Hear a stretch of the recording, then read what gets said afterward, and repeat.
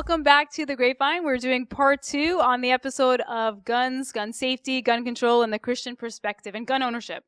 Last time we spoke with Abuna and Hani, who are here with us again, and we had a really good discussion, debate on what the Bible says and what pro-gun people say, and it's actually really good because you can use verses from the Bible to support it, and you can also use verses from the Bible to show that no, it's not supported, and guns aren't necessary. So it's great. We left off with asking Abuna about what is the Coptic Christian perspective on gun ownership, and we're not asking about gun ownership in Egypt. We don't think that that's actually right in Egypt for Christians. I think it'd be a much more dangerous situation, and that would probably be the end of Christianity in Egypt. But for America, because it's part of our Bill of Rights, and there are no Bill of Rights in Egypt, we want to know what is the Coptic Christian perspective for Coptic Christians to own guns. And so, Abuna, first, I would like to thank thoughts? you, Susie, that you cleared up this.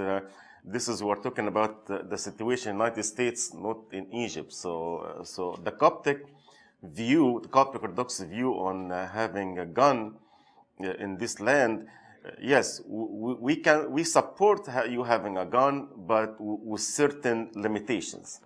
Okay, number one, it's this gun. You have to understand it's for self-defense, not to attack. The person who has this gun definitely needs to be in a good mental status and good mental health that he can use this gun only in such a bad case, and use it wisely, not use it to attack or to scare somebody is off the fence or somebody like that. So in some situation like this, it's a self-defense, some weapon, not really to attack or to scare somebody to keep him off your property. Number three, really, we encourage authorities here to do a background check, security background check, educational background check, history background check, a background check on every aspect, because you never know what this person had done in the past 5, 6, 7 years in his life. You will be amazed and shocked about how people can really hide their intentions for so long time, and nobody can tell or notice on their behavior that there is nothing wrong with them. Okay, but now he can have a gun, and now he can use it unwisely on wrongdoings, and you can have a disaster. I think that the couple accident happened in the United States, in Orlando, in that club, and in the shooting in Arizona, Las Vegas, and all of these things happen from people. They don't have any background for the last 5 years. So they are okay to have a gun. They are okay to use it, and they used it unwisely, just because they are American citizen living in this land and they can have a gun. So really, we encourage authorities to have some kind of a mental check on their mental health, also a thorough background check on their history, on their security, on their knowledge, and their mental, everything in their life before you are having a gun. So thanks, Abuna, for clarifying this. I think it's a great point that we need more laws and regulations to regulate the ownership of guns. And I would like to ask Hani about the safety issues. What would be your advice to a gun owner regarding safety, especially if this person lives in a home with children in it? Sure. Well, first of all, I would like to clarify a point. There are some parameters in place for people to buy a gun. Not everyone legally qualifies to buy a gun. Someone can be denied the purchase of a gun. However, some of the conditions or the parameters are harder to track. So, for example, if you have a felony conviction, you cannot own a gun. If you have an active warrant, you cannot own a gun. If you are unlawfully or addicted to a controlled substance, which is kind of hard to track, you cannot own a gun. That's legally. If you have been adjudicated mentally defective, you cannot have a gun. But again, this is something that it's harder to to track. This would depend on the person himself to disclose that. I really I cannot go into this, but for the most part, I don't know how it's tracked, to be honest with you, but yeah, illegal alien status, you cannot have a gun if you're an illegal alien. If you are being dishonorably discharged from the U.S. military, you cannot own a gun. If you renounce United States citizenship. If you are if you're convicted of a misdemeanor or a crime for domestic violence, basically anything that has to do with a conviction for domestic violence, you cannot own a gun. So that's just to name a few. That's really good to know. Yeah, so that's just to name a few. So some people can really be denied purchase of a gun. These are these are the major restrictions, and there are others, of course. However, back to the safe handling of a gun. So as Abuna was saying, if you have a gun, if you choose to have a gun, then there are really, there are things that you should do, okay, because it does come with a responsibility. It's a big responsibility, other than being mentally and emotionally capable of handling a gun. Obviously, if you're not the type of person who can handle a stressful situation very much and would either freeze or freak out, then you would need a lot of training in order to do that. But I can think of two things right off the bat. First of all, training. This gun, if you're going to use it, you have to be extremely familiar with it, how it works.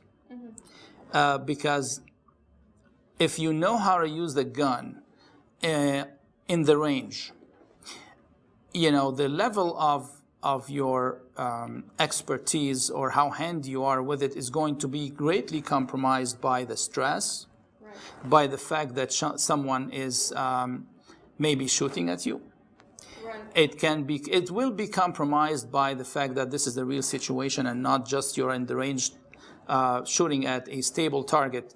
And so you have to keep that in mind. You have to really be trained on how to do it.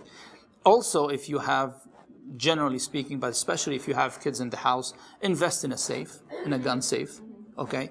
But apart from those, there are, any training course on gun safety, anybody who would train you to use a gun will give you those 12 rules. And I'm not gonna go through all of them, obviously, for the sake of time, but always treat a gun like it's loaded. So always assume that the gun is loaded. Always keep the gun pointed in a safe direction. So if you're not sure, I can't talk to you and the gun is looking that way. It's not, anyone would pick on this, that it's a mistake.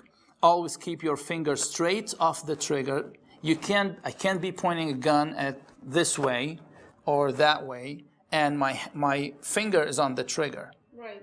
Because if there is, say a bullet already loaded in the chamber, and I do this, it kills somebody. Mm-hmm. So these are really basic. I understand that some people may be like, oh, that's too complicated, but I personally grew up with guns. Mm-hmm. My first gun was when I was trained on it when I was a child, and I can say that I have not had one incident in my entire life that I actually hurt someone with a gun. So moving on, always keep the gun unloaded until you're ready to use it. And use it doesn't mean to kill somebody. Mm-hmm. Guns are also used for hunting, mm-hmm, and they are used for target shooting and marksmanship. It's a hobby. Mm-hmm. And again, one very important point, and we touched on that in the last episode. Be sure that your target of your target and what's beyond it. Right. So I am trying to shoot something, but what if it missed? Is it gonna kill somebody? Okay, then don't make the shot. Mm-hmm. Don't take the shot, mm-hmm, and so on. So there are, and these are not complicated. These are things that in any training course they will come up, and you will be trained on them. So again, these are basics, mm-hmm, and makes sense, right, once you understand the gun in your hand. Well, I think those are very valuable points. I do. I think I go back to, I know it has to do with personal feeling, and I can't help that. But, and I will say, when I was looking at topics for in the Bible and researching it, the one thing that I definitely do agree with is it's in the Second Amendment. We are taught to obey the law as Christians. Like that, I 100% agree with, right? And I think we all definitely do. I think where I struggle, though, is just the whole having a gun. Sure. I mean, I think, and like you said, you have to know whether it's for you or not for you. But I just still think, that it's my personal opinion. And then I also just think we talked about the reasons of how you can have a gun, but there's nothing in there that talks about the people who are not capable of having a gun that get the gun. Right. And that's where I struggle with, is a gun worth having out there? Because I feel like it causes more risk than benefit. Well, let me start with your last point. There are billions of guns out there. Mm-hmm. And again, the reason it's a personal choice is that it's your choice on how you're going to respond to that, or you protect yourself from that.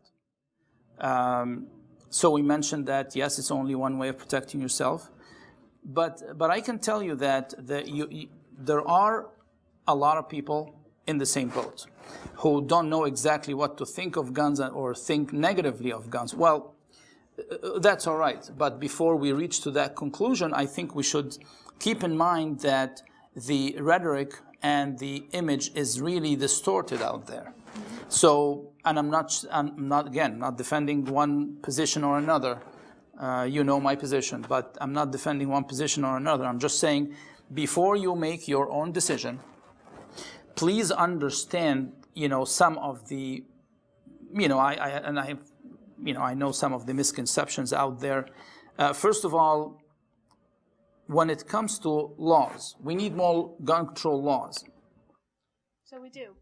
You think we do need more? Well, there's not enough? No, I'm saying some people would say, we need more gun control laws. Right. Well, law-abiding citizens care about laws.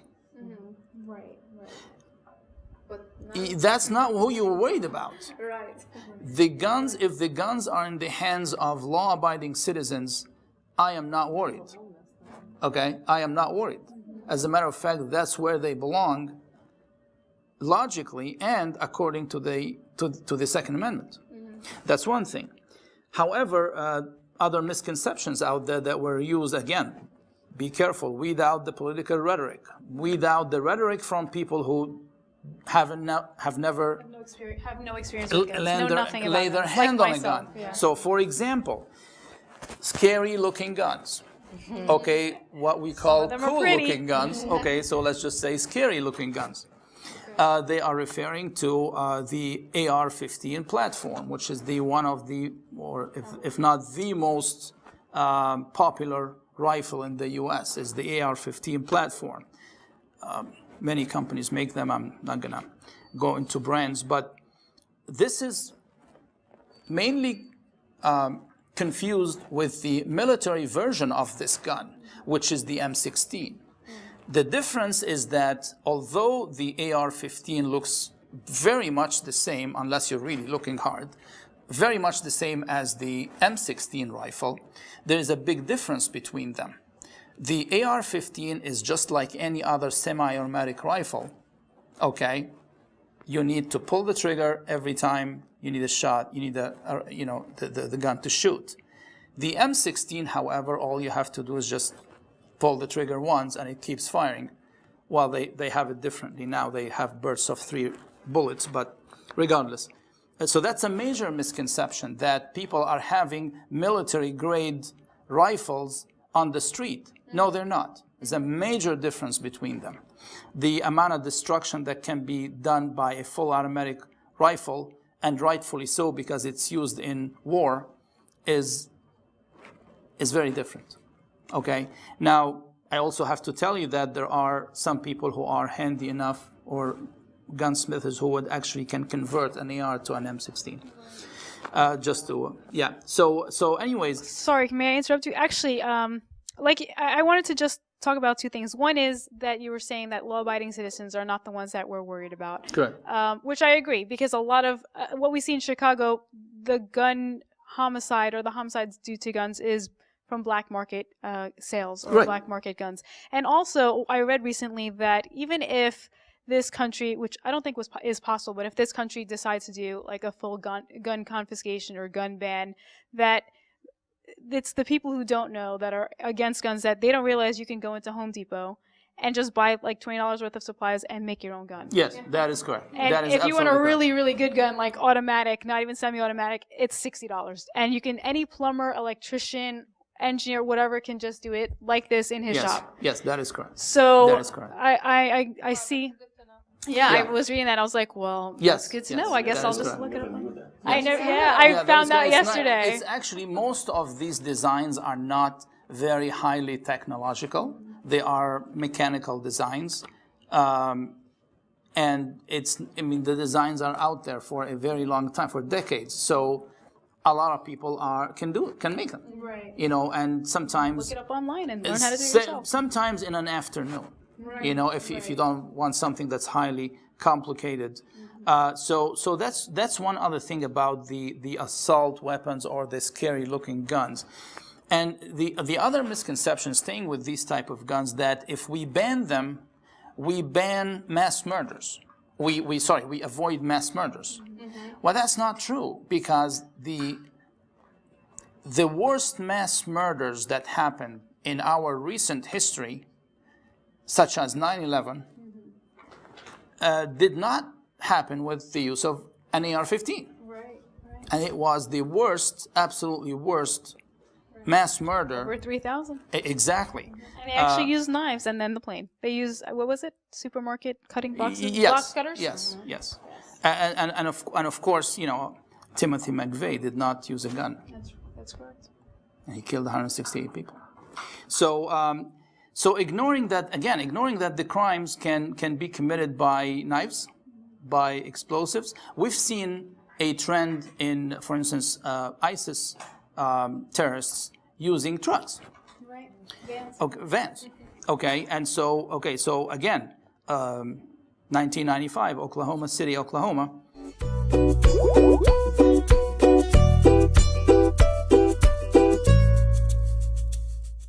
Well, I agree with you there. I'm not by all means saying, eliminating guns will eliminate violence. Right. Like, I agree. Violence can come in any way. Right. But I think where the struggle is what value do guns bring?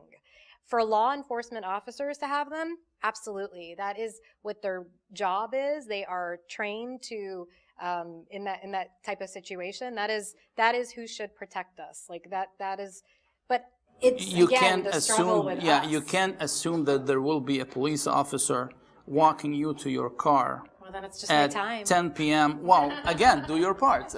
Then do your part. So anyhow, I have two more really, one more misconception is about the Second Amendment itself.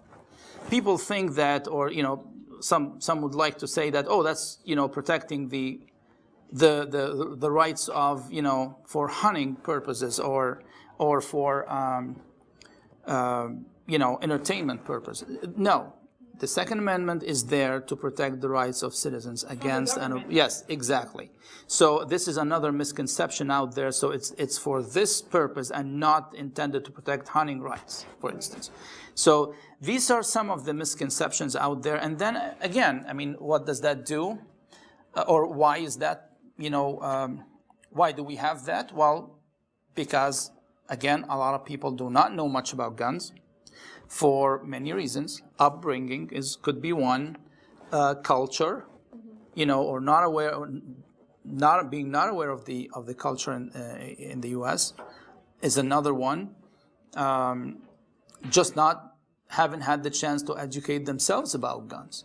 You were saying, so what value does a gun bring, anyways? Well, a gun can bring value You just really hope never. You hope that the gun will never bring value to you. That would be great. You can only use it, for fun on the range if you're up to that. But you really wish that this is one of the things you never wish to use it in a real situation. But if the real situation arises, it's an option. I think they're all great points. I want to go back to the struggle that you're having and bring another point. Now, I don't know, you guys have boys? Anybody have? So anybody who has a boy, kids in general, they love guns as a toy. So here I am as a mother, I am kind of confused. Why would I allow my kids to have a gun all their life as kids, as a gun toy, and then when they're grown up and they want to own a gun, then I would have a problem with it? I don't know. That's another struggle that I'm having. Well, I'll say this is I do have a little boy, and he has squirt guns. He absolutely has squirt guns. But I will also say this, my spouse does like guns, and we have guns in the house, but he knows how mommy feels about them. I mean, I'm going to be completely honest. I even had Abuna come to our house and talk about it. Maybe this is open, another issue. We might need to think about it. The amount of violence we are exposed to in our life, the amount of violence in kids' toys, the amount of violence the kids watch on TV. I don't want to really name some channels, but there are some channels for kids, only for kids, are full of sex, violence, all kinds of bad stuff for a kid less than 12 years old. And amount of violence people see in the street, and amount of violence see in the TV, everywhere. The amount of violence, really, it's encouraging to have a bad use of a gun. And it's not even just encouraging. I also think it makes them numb to it. Right. It desensitizes. They're like guns. That's normal. Oh, they shot someone? That's normal. No. Well, not so much, because it would really be overly simplifying something if you say, oh, he just shot somebody, because the legal implications and the personal and family implications of that are vast and very significant. You shoot somebody, you use the lethal use of force without just a justifiable situation. That's serious. But that is a rational thought of it. And the thing is when someone's in that situation, there's not a lot of rational thought. And so, and I do think the more you see something, the more you're like, this is normal. I really, if we can get, we can get into the statistics of when did that, how much of that happens. Again, because something happens to the magnitude of, 5%, you cannot take that. It's bad. It's very bad, because, that's destructive. But you cannot say that this is where we should base this on. We should go back to who should own a gun. Maybe. But again, it's not that simple. Now, if you are someone who would go, for instance, to a concealed carry class, this is one of the things that will be covered, is the legal implications of you shooting somebody, even justifiably in self-defense. Because you still have to, 95% of the time, you still have to prove it. It's a rarity that someone will get immunity from, even officers. Exactly, for shooting somebody. And, again. So how can one prove it if they're in a parking lot at night? And there's just two of them, and one's dead, and one has the gun and is fine. Well, really, it looks kind of shady, but at the same time, maybe there's it's just two of us. I can get away with this. Well, maybe not, probably not, because again, the law enforcement and cameras and law enforcement. They have their ways of knowing if you are really attacked, and of course, if you have if you have a marking on you, or if you have, here, he attacked me with his knife, Or here, he was drawing a weapon. And I drew mine as fast, but I was more trained. Well, we saw that with the Zimmerman case. Yes. Where he wasn't sent to prison and Right. he got away. And Exactly. it was just again. Exactly. I mean, he did call 911.